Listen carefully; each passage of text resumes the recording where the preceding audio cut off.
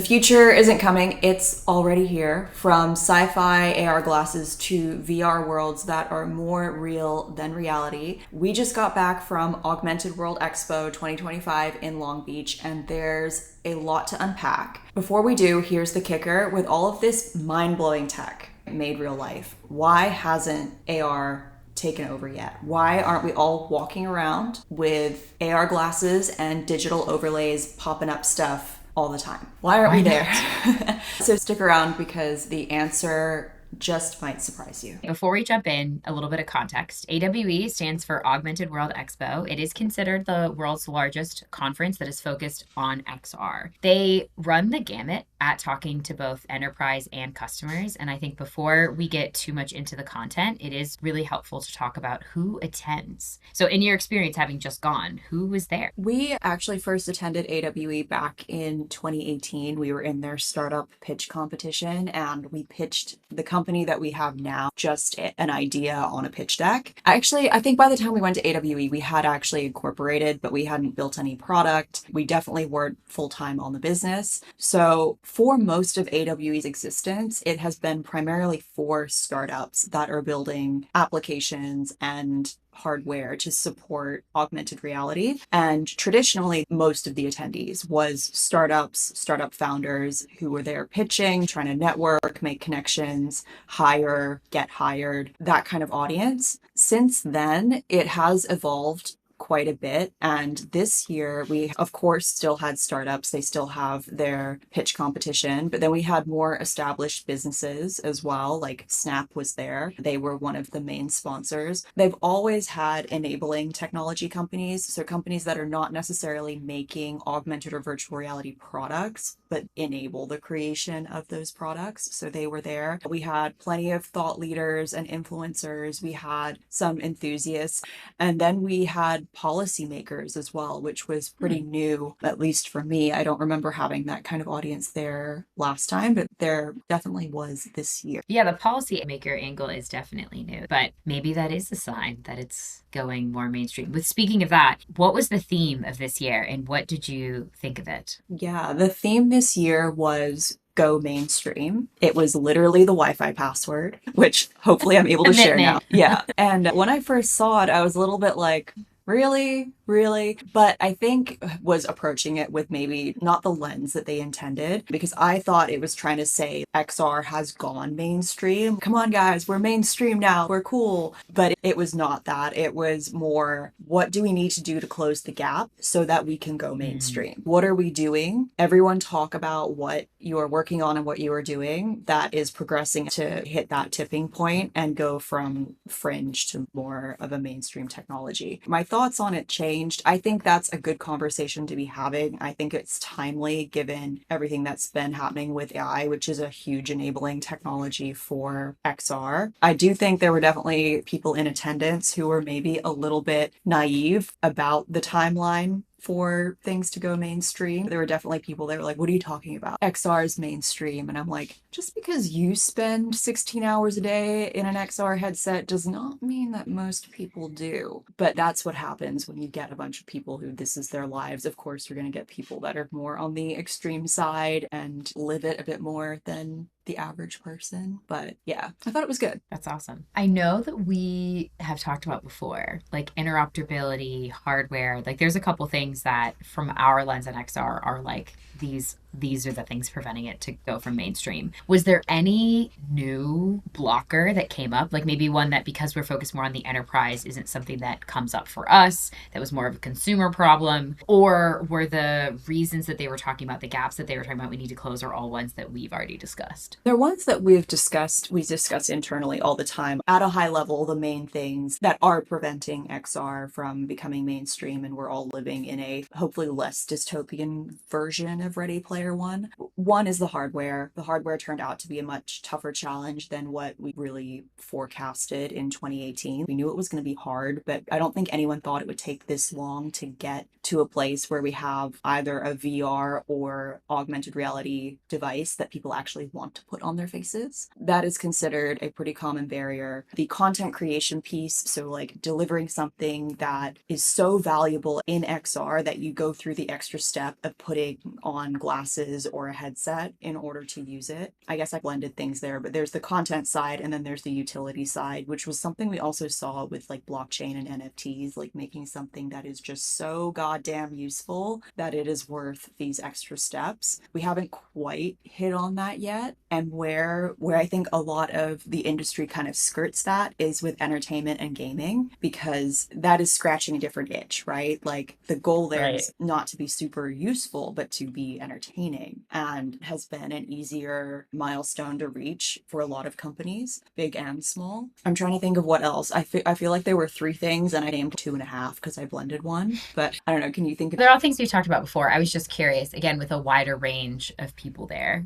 was there other gaps, or are the gaps really well known? And is it that it's just really hard to close? That I'm sure will come up as we close the other gaps, but I guess we'll have to wait and see. Yeah, I guess the third thing is in order, once you have the glasses or the headset at a point where you want to wear it and it's comfortable to put on your face, and you have the content available to provide people, is there's the missing piece of the device being able to orient itself in our world. Not necessarily a problem with VR, because usually if you're using VR, you're sitting in a chair or you're standing in a pretty contained spot, so the headset doesn't really need to know too much about your surroundings. But if you have a pair of glasses on and you're walking down the street, in order for those glasses to be effective, it needs to know what street you're on. It needs to know where you are. It needs to know if there's a dog in front of you. It needs to know if there's a bus behind you. Like, it needs to know all these things. Up until fairly recently, that has been out of reach. It hasn't been a problem because we haven't gotten to the point where someone's trying to walk down the street with AR glasses on, although I did see someone walk down the street in a Magic Leap 1 when I was in Silicon Valley once, and that was something else. Not the headset I would have expected to see on the street. Not what I would have put my money behind. No, I but agree with your point, though. I mean, there was a great our Insider article not that long ago that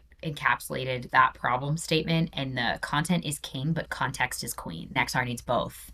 And I was like, yes, 100%. There's a lot of attention around the content problem, but the context problem, which I would argue Niantic is the one making the biggest bet on wanting to be the leader in solving that gap. So it'll be interesting to see how this plays out when we go in future years. But I know you mentioned that there's a lot of companies there, so you got a lot of opportunities to try different tech. And I'm curious, what was the most underwhelming demo that you did? ooh, that's tough. There were some of the apps on the Snap Spectacles or Snapticles, That's what they should have called them. I know. Yeah. Missed opportunity. That I got in there and you can like it's stuff like identifying. You can have it be like, this is a pair of glasses, this is a computer mouse, this is a house plant. Oh, And so it's doing object segmentation. Okay. yeah, stuff like that. Or there were a lot of those kind of demos, not just on the Snap Spectacles, that were just, okay, like this is fine, but I need it to do more. Because your brain can already identify those things. Your Yeah. brain already knows what that is. So it doesn't feel like an augmentation of Right. anything. Like it was a great demonstration of image segmentation and object recognition. Very cool. But like we did something similar with the Lego demo where you built something out of Legos where the glasses were identifying that these are Legos, step one. Like great. But then it had to tell you which ones to pick up. So we had that extra layer of usefulness because it's telling you, okay, select these ones. And then it was giving you instructions on how to put them together. I tried a lot of apps that only did step one that were like, okay, here's the thing. And I'm like, great. But like, I didn't need 5 minutes of setup to get in here for you to tell me this is a coffee cup. I already knew it was a coffee cup. Yeah. That's fair. And maybe these were not like underwhelming, but they were demos I did not try because I was scared. Were pretty much all of the full body VR experiences where you're strapped into a rig. Like they had a bungee jumping one. Oh, I God. I have video of it. I'll insert the clip here. I don't even know what it was for because I saw it and I was like, no. But you were like in this rack, you're in a headset and you're like moving these levers and your feet like an elliptical, but I don't know. I don't know what's going on in there and I don't need to know. If many people asked me if I tried the bungee jumping one and I'm like, no. I'm afraid of heights, so that would be a hard no for The heights part didn't bother me, but a lot of those where you're completely immersed and you're strapped into something have a higher percentage of making me nauseous, like me personally. Yeah. And like the idea of doing that with an audience, I was like, I don't need No to, thanks. yeah, get publicly ill on a conference floor. I No, would I get try. that. We did Sandbox VR a while back, which I think I told you about, where it's technically full body, like you're wearing sensors on your wrists and legs so that the character can move when you move. And my like only requirement, because I had a group of friends that wanted to go, is I said we can't do the zombie one because it like looked too scary from the trailers. And sure enough, the room next to us was doing the zombie one, and someone screamed the entire time. Like I was so relieved when I could get the rig on and put the headphones on because I was like, I cannot listen to because it sounded like someone was like going through a like haunted house. And I was like, no, thank you. I don't want to do that one. It was very fun. The one that I did, it was, I think it was called Rebel Moon. That was a good one. That was a full body experience. But yeah, I could understand. I was able to move freely in that Mhm. one. So even though I had all the sensors and it was a VR headset and everything, it didn't really affect me. But I think that's because I was able to move. I wasn't like physically confined and in any way. So I totally support your decision to not try those. But we might have to pick one to try in a less dramatic situation that is not a conference where people are watching you. Yeah, if I could have seen, like, if they had a screen up to show what the person was seeing, even if it was just like a demo video, that would have made me maybe a bit more likely. But even Yeah, so, that's like, true. I was one of these people. But once you're in there, there's a bunch of people like taking photos and videos of you like strapped into this thing. And I'm like, I don't need that content on the internet. Like, I'm good. You're like, thanks, but no thanks. Yeah. Okay, flip side, what was the most surprising or the best demo that you did? Completely unexpected. The demo I did was this game called Jigsaw Night, which was developed by someone we actually knew. I didn't know he was going to be there, Steve Lucas. We worked with him at Magic Leap, and he has struck out on his own and made this jigsaw puzzle app that's mixed reality. So you can still see your surroundings and Oh, yeah, and the puzzle like I would moves and love messes. that. It was so good. And the reason it was so good is because they made the user experience so seamless. Like the Mm, concept of doing a puzzle, like a regular jigsaw puzzle in mixed reality or augmented reality, like maybe not that groundbreaking, but they executed it so well. Like most experiences where you're in a full headset, no glasses or smart glasses, most people tap out after about 7 minutes. yeah, That's the regular, right? Like the benchmark is that's about as long, or was it 5 minutes? It might even be less. I spent 17 minutes in there doing a puzzle and was not fatigued. that's Remember now awesome. is like how satisfying it was to get the puzzle pieces to snap together, which you would Oh, get in real fun. life, right? Like when you line up a Yeah, piece you and it get like that tactile like click. so they made that in XR Oh, and that's awesome. it's not haptics because you're just using your hands to do this. You don't have controllers, which I think was also a key part of it. I could just use my hands like you actually would with a That's puzzle. nice. But yes, it was flawless user experience. I actually heard a quote. Palmer Luckey spoke at this one and he said, the best you is when it feels like there's no. And Yeah, yeah, that's what this puzzle game was like. You can try it. It's out on Quest. I don't know if it's free or paid, but you could like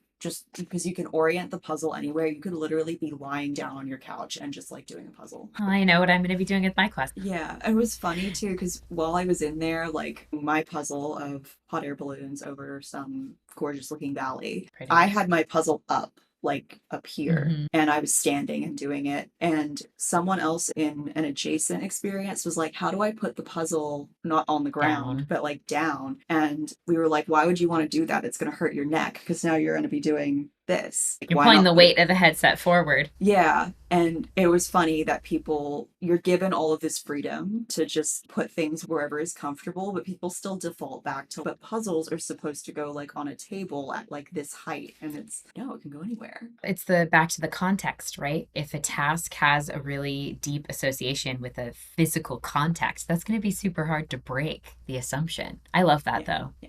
What was the conference? We mentioned earlier that there's a spread of both enterprise and consumer technology at a conference like this. At least for your experience, the demos that you saw, the conference content and tracks that you went to, what dominated the conversations? Was it gaming and consumer tech or was it enterprise? I think the organizers of AWE are conscious to let people pick which of those tracks they want to do, and you can very much just live in that lane and not anything else. So I think it was fairly balanced, but as Snap was the main sponsor, and a lot of the main sponsors were gaming companies, it did skew more consumer and specifically gaming. And if you wanted enterprise, and I even saw some military tech there, like that was available. But yeah, the gaming side definitely dominated. That makes sense. If you were going to go again next year, or if someone was going for the first time, is there anything you would do differently from this year? Is there any advice you would have for someone who is going the first time?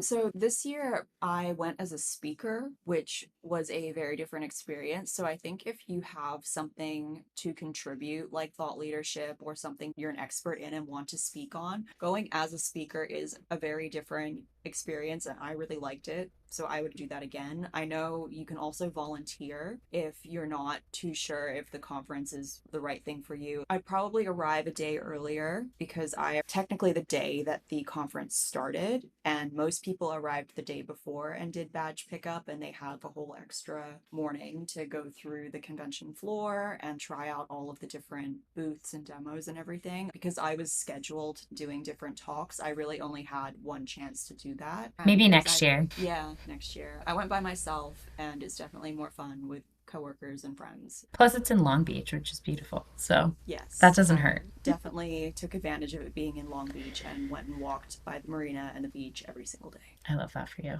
I guess we'll have to see at next year's AWE what theme they picked, because man, did they really hedge themselves by saying go mainstream. How do you follow that up? Will be interesting. So we'll have to check back in the year and see what they are talking about then. It's certainly not an XR conference to miss. I think if you're serious about the space or serious about the tech, there's a lot there. Yes, it's a great place, a great opportunity as well if you're still exploring the technology to get exposed to a lot of different applications and ideas and ways people are using it. I don't think many people there would have even known that Economic Forum is using XR to educate leaders about climate change. It's so cool. Yeah, I really want to see what they do next year for the theme and if it has anything to do with AI. I think they really resisted having AI in the theme and dominate it too much, even in the topics. Like, I'm sure there were dedicated sessions and panels to AI integration, but it wasn't get like any prime time, which I think was by design. So we'll see for next year if they can hold back the AI tide from taking over the event. Crystal ball. I think they will bring it in, but probably not with the terminology. So they'll use things like spatial computing with intelligence, spatial intelligence, smart glasses. They'll just rebrand. Yeah. Which is such an XR thing to do, by the way, right? And Microsoft it might comes have out with their thing and this is mixed reality, not augmented reality. And then Apple comes out, this is spatial computing. We love a rebrand in the XR industry. Yeah. Constant reinvention. That's how you stay alive. And I say that with the asterisks of they didn't have AI. That might also have to do with